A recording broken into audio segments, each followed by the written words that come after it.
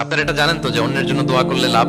ধরেন যে আপনার এক ভাই দারিদ্রের কষাঘাতে জর্জরিত, টাকা পয়সা না, আপনি দোয়া করলেন যে আল্লাহ আমার ভাইটা আর্থিক সমস্যায় আছে, তার আর্থিক সমস্যা দূর করে দাও। ফেরেশতারা দোয়া করে, আল্লাহ যিনি দোয়া করলো তার যদি আর্থিক সমস্যা থাকে তুমি আগে তার আর্থিক সমস্যা দূর করে দাও। সুবহানাল্লাহ সুবহানাল্লাহ বিহামদিহি। তো এক লোক এই হাদিসের ফজিলত শুনে ইফতারের পূর্ব মুহূর্তে যেহেতু দোয়া কবুল হয়, তার ওয়াইফ ইফতারি তৈরি করতেছে, এই হাদিসের ফজিলত শুনে এক লোক তার বন্ধুর জন্য দোয়া করতেছে যে আল্লাহ আমার বন্ধুটার তো এখনো বিয়ে হয় নাই, তুমি সুন্দরী রূপবতী একটা স্ত্রীর ব্যবস্থা করে দাও আল্লাহ আমার বন্ধুর। এই দোয়া শুনে তার স্ত্রী তো রেগে মেগে আগুন, সেই ইফতারি রেখে দিয়ে এসে বলে, এই এত বড় সাহস, কি দোয়া করো এসব উল্টা পাল্টা। স্বামী বলে, কি দোয়া উল্টা পাল্টা, কি দোয়া করলাম, আমি তোমার বন্ধুর জন্য দোয়া করছি যে আল্লাহ তারে তুমি রূপবতী সুন্দরী স্ত্রীর ব্যবস্থা করে দাও। তো ওয়াইফ বলে, এই তুমি কি মনে করছো আমি হাদিসটা জানি না যে অন্যের জন্য ভালো কোনো দোয়া করলে আগে এটা নিজের জন্য কবুল হয়? সুবহানাল্লাহ। দেখেন ইসলামের বিধান কত সুন্দর। আপনি অন্যের কল্যাণ কামনা করলে এই কল্যাণ ফিরে আপনার দিকে আসে আগে। সুবহানাল্লাহ। তো এই বেদুইনের এটা জানা ছিল না, সে এসে দোয়া করতেছে, আল্লাহুম্মা আরহামনি ওয়া মুহাম্মাদা ওয়া লা তারহাম মা'আনা আহাদা। আল্লাহ তুমি শুধু আমারে রহম করো আর মুহাম্মদ সাল্লাল্লাহু আলাইহি ওয়াসাল্লামের রহম করো, আমাদের দুজনের সাথে আর কাউরে রহম করো না। রাসূল ইসলাম তাকে বলেন, হায় রে, একটা প্রশস্ত বিষয়কে সে সংকীর্ণ করে ফেললো। আফসোস করে বলতেছে, কারণ আল্লাহর দরবারে রহমের কি কোনো ঘাটতি আছে বলেন তো?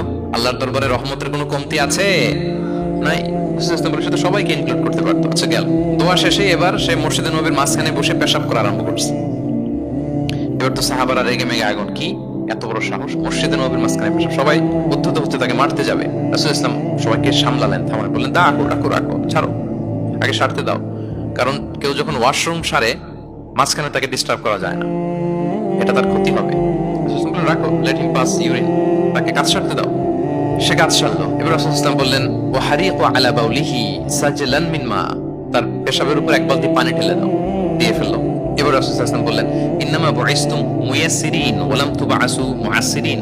হে সাহাবারা, মনে রাখো তোমরা সহজপন্থী হিসেবে প্রেরিত হয়েছে, তোমরা কট্টরপন্থী হয়ে পৃথিবীতে প্রেরিত হও নাই। সুবহানাল্লাহ। তাহলে যে কোনো জিনিসের সলিউশন আপনার সহজভাবে করতে হবে, এটা জটিল বানানো যাবে না। আমরা অনেক সময় জটিল থেকে জটিল করি।